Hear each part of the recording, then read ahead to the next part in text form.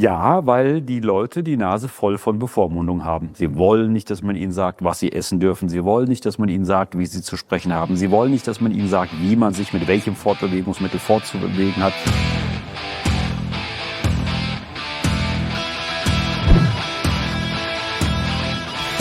Herzlich willkommen in der HR Wählbar. Wir haben die 6 Spitzenkandidaten zur Landtagswahl hierher eingeladen, weil wir ihnen in der Bar ein bisschen näher kommen wollen, und zwar politisch wie menschlich.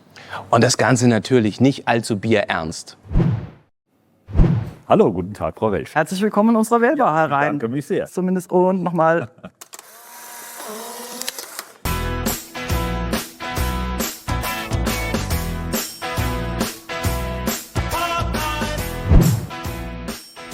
Herein, wenn man so am Bartresen sitzt, dann kann man ja mal ganz gut über sich selbst nachdenken und über das Leben sinnieren. Und wir haben deshalb da den Spiegel und bitten unsere Gäste da mal reinzuschauen. Ich gucke mal rein. Ist immer ein bisschen schwierig, sich selbst zu beschreiben. Ich sehe ja, dass Sie noch gar nichts zu trinken haben. Ja, das ist in der Tat. Möchten Sie denn? Das müssen wir nachholen. Ja, ich würde gerne einen schönen Assam-Tee trinken. Guter? Nämlich auch. Schwarz kommt. Schwarz kommt. Sie haben aber, Schwarz wirkt. das gefällt Ihnen. Ja, das gefällt mir sehr gut. Sie haben mal gesagt in einem Interview, aus Respekt gegenüber den Menschen, denen Sie begegnen, mögen Sie Krawatten tragen. Jetzt haben Sie gar keine mehr an. Ja, also ich muss Ihnen ganz ehrlich sagen, und dann wurde mir gesagt, dass Krawatten wie ein Distinktionsmerkmal wirken auf viele, also dass sie irgendwie irgendwie etwas entfernt wirken lassen. Sie sind ein Fan von Sicherheit, aber Sie sind auch ein Fan von Risiko und Thrill. Wenn ich mir angucke, was Sie so auf dem Rummelplatz veranstalten, da kann es ja nicht hoch genug, schnell genug und weit genug gehen. Ja. Was reizt Sie da so sehr? Ich war mal in meiner Jugend, ich war ja Schwimmmeisterhelfer im Hausener Freibad, habe mir damit mein Geld verdient in den Sommerferien und konnte so mal nach Los Angeles fliegen. Dort war ich bei, glaube ich, Six Flag Mountains hieß das. Und da habe ich mal erlebt, was wirklich so Fahrgeschäfte sind. Und das hat mich, glaube ich, seitdem sehr begeistert. Ich muss noch mal auf eine Rummelplatz-Analogie. Ja. Es bietet sich einfach an. Achterbahnfahrt, Ihre Karriere war auch ein bisschen Achterbahnfahrt. Ne? Sie wollten hoch hinaus und sind durchaus auch mal gescheitert, wurden nicht Oberbürgermeister von Frankfurt, wurden nach Innenminister, sind Sie irgendwann aus dem Kabinett rausgekommen und Landtagspräsident geworden, aber immer wieder aufgestanden. Jetzt sind Sie Ministerpräsident. Hätten Sie vielleicht zwischendurch auch nicht immer gedacht. Wenn Sie jetzt noch mal scheitern würden und diese Wiederwahl nicht schaffen würden, wäre das eine Niederlage, von der Sie sich nicht erholen würden? Oder? Ich muss Ihnen ja jetzt so eine Politikerantwort geben. Ja. Also ich trete hier nicht an, um zu scheitern, wäre jetzt die Politikerantwort, und ich denke auch gar nicht an Scheitern. Aber ganz ernsthaft, wenn man das so erlebt hat, weiß man natürlich auch, dass immer irgendwas passieren kann, und man darf sich in der Politik nie zu sicher sein. Am Ende entscheidet der Wähler. Apropos Überraschungen. Sie haben mich überrascht, dass eine Ihrer Lieblingsserien Magnum ist. Ja. Über Dallas sprechen wir jetzt mal nicht, wir bleiben mal beim Magnum. Was haben Sie sich von Magnum abgeschaut? Ich finde, Magnum ist einfach in jeder Hinsicht eine tolle Serie. Erstens sind es natürlich die Autos. Zweitens ist es der alte Higgy Baby. Und es waren natürlich tolle Bilder und schon, also ich meine, Sie müssen sich das vorstellen. Es kam wirklich eine Zeit, wo junge Leute Hawaii-Hemden getragen haben und ganz toll. Also, es kommt, Sehr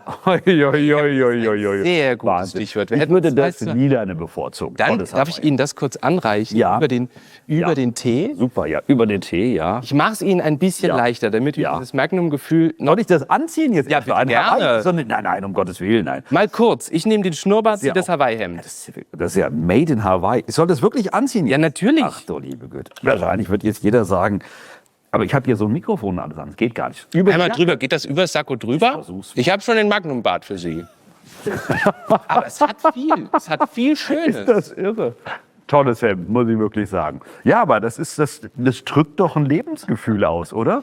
Aber ich würde jetzt das Hemd mal wieder aus. Das dürfen Sie. Es ist ja auch zu warm hier. Ute, du darfst mir den Schnurrbart abreißen. Frühteibel. Also hier haben wir sogar einen echten Schnurrbart. Herein, das ist unser Poolbillard und wir haben eine kleine Besonderheit. In jeder dieser Kugeln ist ein Löchlein drin und drin steckt ein Zettel mit mehreren Zeilen aus irgendeinem Wahlprogramm der 6 Parteien. Und wir bitten Sie mal einzulochen und die Kugeln, die Sie ins Loch kriegen, die holen wir dann raus und dann reden wir über die Themen dort. Na, das war nix. Oh, die Weiße. Ausgerechnet. Ausgerechnet die Weiße. Mühsam heute. Ja. Mühsam. Aber es könnte 3 ist doch da reingerollt. schulformübergreifend. Das fängt an, ein bisschen wie bei der SPD. Sollen die Thema Transformation, Finanzen rund um Mietverträge, Steuererklärung, Leben und Arbeiten in der digitalen Welt und vieles mehr zur selbstständigen Lebensführung behandelt werden? Bleiben Sie bei SPD? Na, ich muss mal kurz überlegen. Schulformübergreifend, Transformation, Finanzen rund um Mietverträge, Steuererklärung, Leben und Arbeiten in der. Das ist FDP. Viel mehr. Ich sage nochmal, Transformation, Mietverträge, schulformübergreifend. Die Grünen. Das sind die Grünen, Das ist oder? wirklich die SPD. Ist die SPD? Also der erste Eindruck war der richtige. Ja. Es beginnt schon schulformübergreifend. Da sollte man hellhörig werden, wenn die anfangen, über schulformübergreifend zu sprechen. Das ist die alte, schöne Idee von denen aus deren Sicht der Einheitsschule. Ich finde das richtig, wenn man viele Dinge natürlich auch in der Schule macht. Aber was soll denn die Schule eigentlich noch alles stemmen? Also Steuererklärung, Leben und Arbeiten in der digitalen Welt. Es ist wichtig, dass Kinder und Jugendliche das lernen, aber man muss aufpassen, dass in der Schule auch noch Deutsch und Mathe unterrichtet wird. Es gibt auch Leute, die sagen, eigentlich müssten die Schülerinnen und Schüler in der Schule auch mal lernen, wie man sich ordentlich ernährt. Ja. Sie müssten mehr Sport machen. Sie sagen, die müssen mal Deutsch und rechnen können. Also wenn man das alles zusammenfasst, müssten die ja irgendwie in die Ganztagsschule gehen. Aber oder? das ist ja halt, das ist das, was ich sage. Also ich komme zu den einen und die sagen zu mir, man müsste das machen. Dann gehe ich weiter, dann sagen die zu mir, man müsste aber dieses machen. Und die Dritten sagen, man müsste jenes machen. Man muss aufpassen, dass man die Schule nicht überfrachtet und dass sozusagen Lebenslernen dort stattfindet und nicht mehr das Schullernen. Ist ja auch wichtig. Für vieles ist natürlich auch die Familie zuständig und vieles müssen Familien auch schultern. Aber ich finde, solche Sachen wie digitale Welt und der Umgang mit digitalen Medien, das ist heute, das gehört einfach wirklich so zum Leben dazu. Das muss man schon können, damit muss man sich auch zurechtfinden. Ja. Na, immer noch nicht. Aber jetzt von Ja, aber von da kriegen Sie vielleicht was Ja, alles klar. besser können. Das gibt's doch alles hier nicht. Das sieht doch aber auch gar nicht so schlecht Ja, ne, aus. ich finde auch, das sieht wunderbar. Die ist Das ist ganz auch immer gut. Nummer? sehr gut. Das ist die Nummer 15. Und die kommt. Wir wollen Anreize für einen energetischen Umbau der eigenen vier Wände schaffen und Menschen dabei unterstützen, durch Energiesparmaßnahmen die Energiekosten zu senken. Ach, das könnte aber wirklich fast von allen sein, oder? Also das ist jetzt nichts, das könnte auch von uns sogar sein.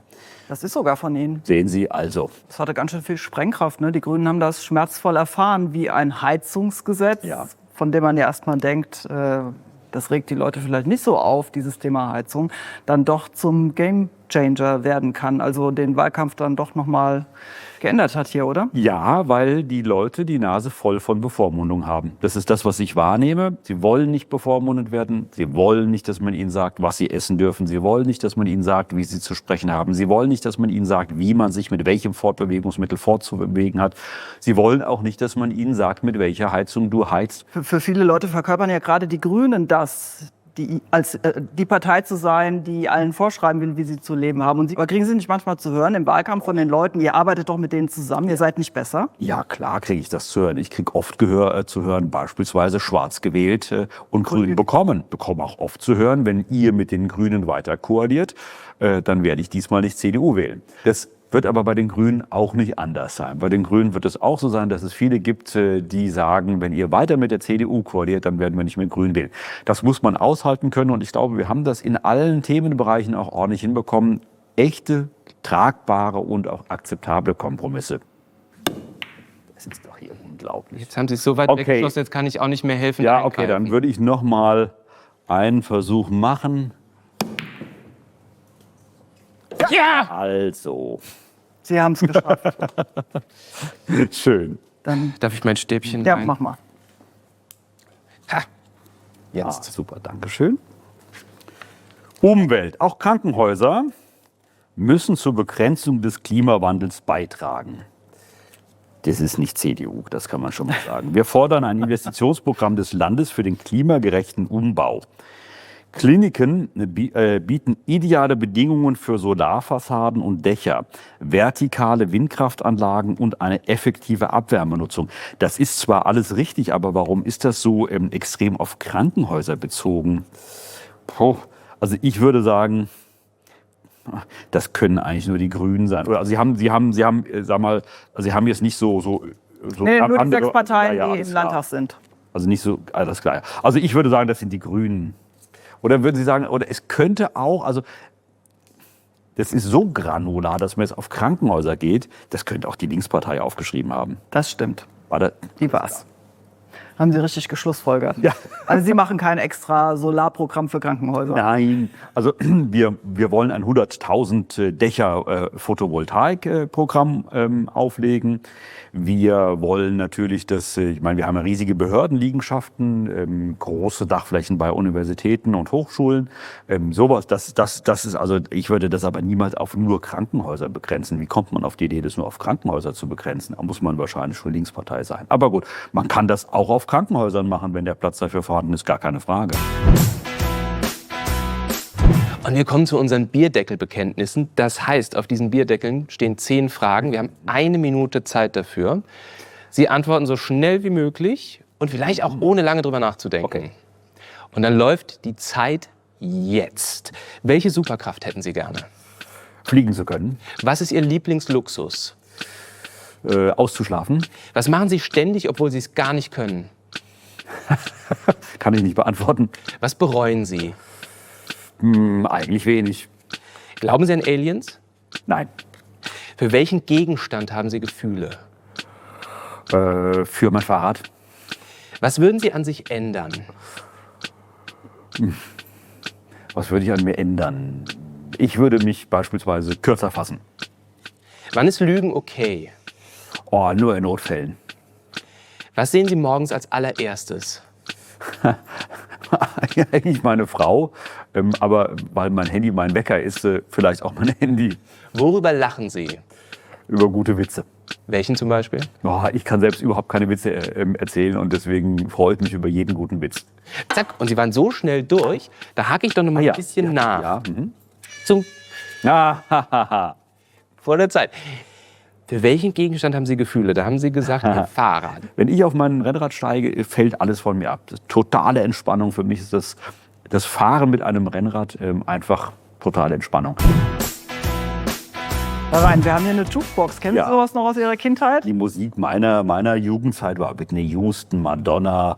Also es findet sich schon das eine oder andere noch mal wieder. Ja, Sie dürfen eins aussuchen. Ja, ich würde ja gerne... Rosi, ich hole die mit meinem Traktor ab. Wo war das? War Wolfgang irgendwo hier, Viereck. ne? Ja. Genau, ja, C8, genau. C8. Roll ist natürlich auch, also wirklich ein unglaublich tolles Lied. Aber Sie sind schon so ein bisschen sprunghaft gerade. Ne? Es gibt mal dieses, dann ist mal dieses toll. Also Aber jetzt sind Sie toll. Eben haben Sie noch gesagt, es könnte Schöneres drin ich sein. bin 23 Jahre mit der gleichen Frau verheiratet und habe sie davor 5 Jahre schon gekannt. Also mich als sprunghaft zu bezeichnen, beleidigt mich jetzt fast. War ja nicht auf die Partnerin Nein, bezogen. nein, ich bin nicht sprunghaft, ganz im Gegenteil. Aber es gibt so viele schöne Titel, wie beispielsweise den, dass man einfach mal anhören kann. Und dann hört man mal wieder rein. Nein, ich kann nicht singen. Wir könnten ja mal gucken, aber ich komme hier nicht auf den Titel. Natürlich auch mit Frau Wellstein tanzen. Um Gottes Willen, nein. Das wollen wir Frau Wellstein nicht antun. Herr Rhein, zum Schluss haben Sie sich einen Drink verdient. Wir sind ja auch in der Wählbar. Ja. Und da machen wir einen Koalitionscocktail. Also ein Also, kleiner Drink. ja, wenn Sie sehen, was da reinkommt, wollen Sie auch gar nicht mehr davon haben. Ja. Wir haben hier Sirupe und andere Sachen in den Farben der Parteien. Und Sie dürfen sich Ihre Wunschkoalition hier zusammenbasteln. Christdemokraten wollen immer schwarz-gelbe Koalitionen. Aber die Zeiten sind nicht so, dass das zu einer Mehrheit wahrscheinlich führt. Deswegen würde ich mal einen Dreiviertelanteil CDU machen. Ja, CDU, ein bisschen gelb. Ein bisschen gelb. Zusammenstellung. Ja, so und ach, Sie machen das aber geschickt. Ja, das reicht so. Und ein bisschen grün. Bisschen grün. Ja, ein bisschen, also so ungefähr so viel grün wie gelb. Wird wahrscheinlich ein bisschen mehr werden, ne? Im echten Leben. Wo haben Sie das her mit dem Löffel? Toll, wie das funktioniert.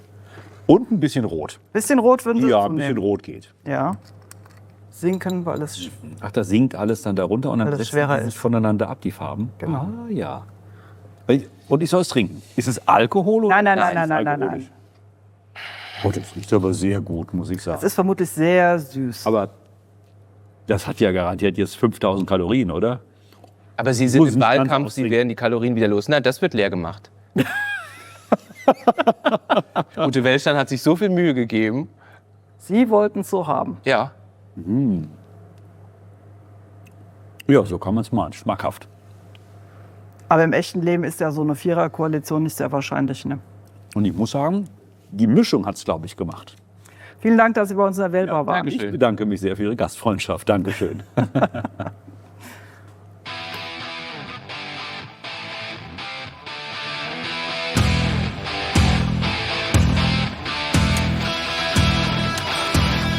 Hallo, guten Tag, Frau Reck.